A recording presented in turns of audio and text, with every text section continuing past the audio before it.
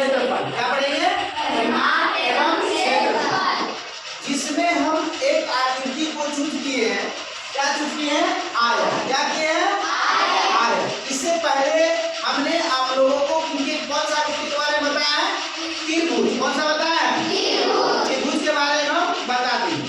उसमें भी फॉर्मूला लिखे। उसमें भी क्या लिखे हैं?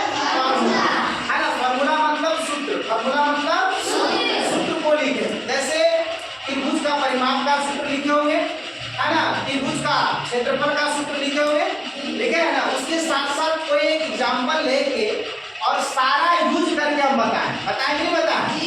इसमें भी एक आपका चित्र बना हुआ है जिसका नाम क्या है? आयत। इसमें भी सारा मेंशन किया हुआ है। जैसे आपका आयत का परिभाषा मैंने पढ़ाया कि जिस चतुर्भुज की चारों भुजाएं आमने सामने की भुजाएं बराबर हो, वो चतुर्भुज क्या होता है? आयत। जैसे मैंने बताया कि AD बराबर किसका है? BC का। किसका है? BC का। फिर AB बराबर किसका है? BC का। AB बराबर किसका है? BC का। मैंने बताया।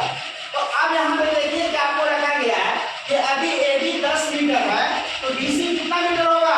10 मीटर। कितना मीटर? 10 मीटर।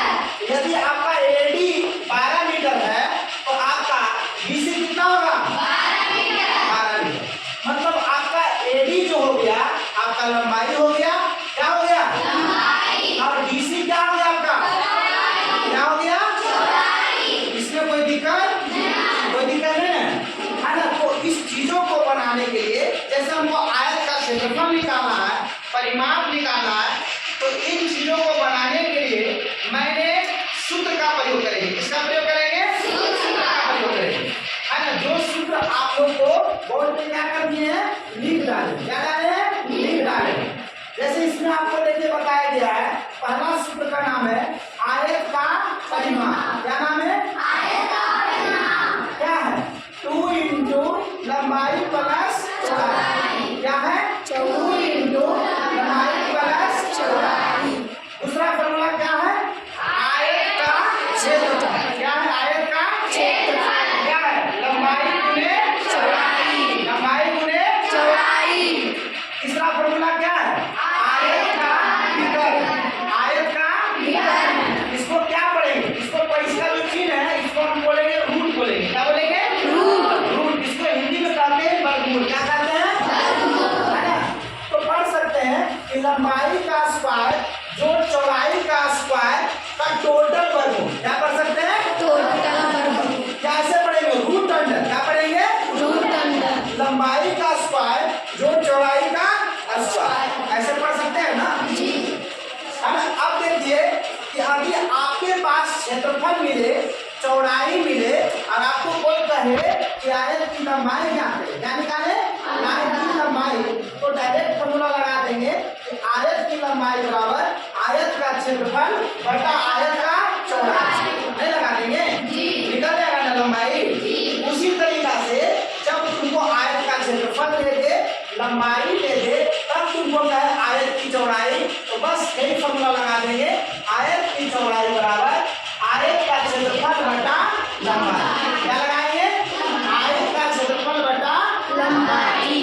अभी मान लीजिए कि आयत की लंबाई एवं चौड़ाई का योग निकालने का है और आयत का परिमाप दे दे, तो क्या नहीं बन निकल जाएगा? अभी आयत का परिमाप दे देगा और आयत का लंबाई और चौड़ाई का योग करेगा निकालने, तो आयत के परिमाप में कितना से भागा?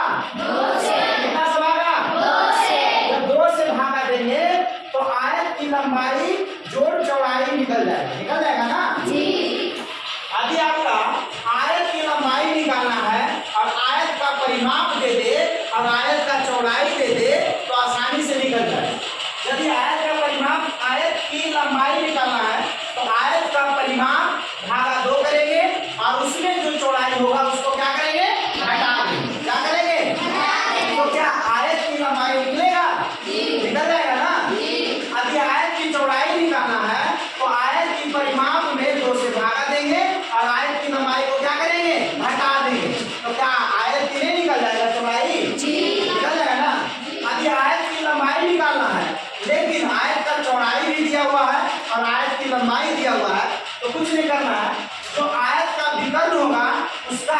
स्क्वायर में से चौड़ाई का स्क्वायर है ना क्या करेंगे, घटा देंगे और घटा कर उसका वर्गमूल निकाल देंगे। क्या निकाल देंगे, वर्गमूल। तो आयत की लंबाई निकल जाएगा।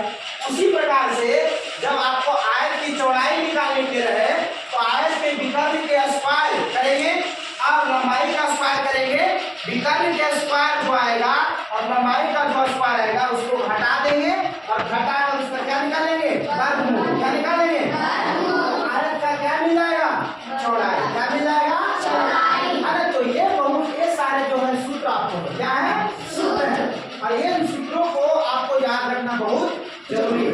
यदि ये सूत्र आपको याद हो जाएगा तो ऐसे ऐसे बहुत सारे एग्जाम है या आगे आने वाली जो कक्षा है, जो विद्यार्थी 6 में है वो 7 में जाएंगे, जो 7 में है 8 में जाएंगे, 8 में है वो 9 में जाएंगे, और 9 में है वो कहाँ जाएंगे, 10 में जाएंगे।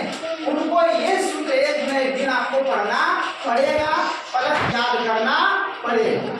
आप कैसे भी करें, या तो कण के याद करें, या हंस के याद करें, या लाठी के डंडा से याद करें, जैसे भी याद करें आपको याद करना पड़ेगा। और नहीं याद करिएगा तो आपको एग्जाम में प्रश्न छूटेगा, और जब प्रश्न छूटेगा इसका मतलब नंबर कटेगा। क्या होगा, नंबर कटेगा, कटेगा ना। तो इसका ध्यान रखना है कि इन सारे सूत्रों को क्या करेंगे, याद रखेंगे।